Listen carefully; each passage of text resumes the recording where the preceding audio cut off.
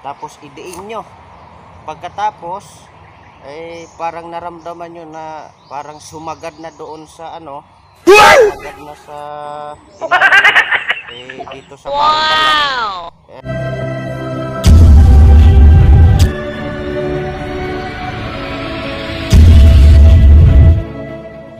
Hello guys. Sa pagkakataong ito ay ituturo ko po sa inyo kung paano po gumawa ng pera sa kung paano gumawa ng pera sa bao o yung bagol. Tawag po sa amin bagol, paya. Ayan. Ituturo ko kung paano makuha yung ganito, yung kanyang bunot. Ayan. Kailangan guys na meron kayong gloves para hindi po masugatan yung inyong kamay kung sakaling dumulas po rito sa kanyang ito niya, ito. Kasi matulis po ito.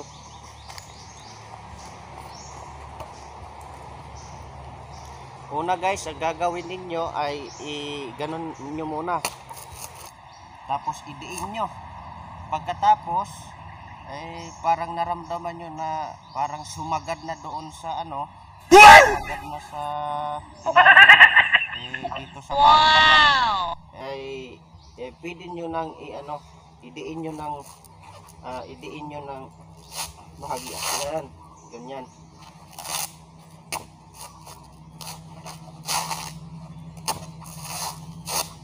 Yan na guys, oh.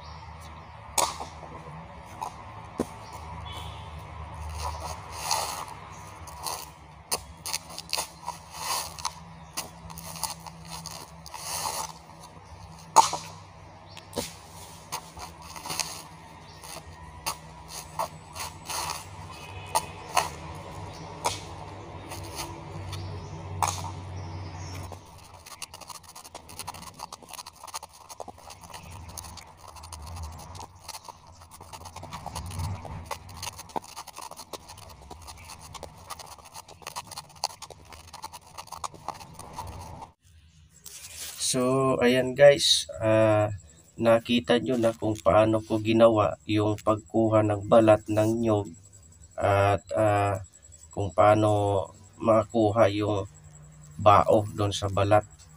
Ayan. At ito naman ginamit ko sa pagkuha doon sa bao ay mag-ingat lang po kayo sa bakal na malaki kasi pagka minsan kasi pagka dumulas bigla mas masusugatan po kayo noon.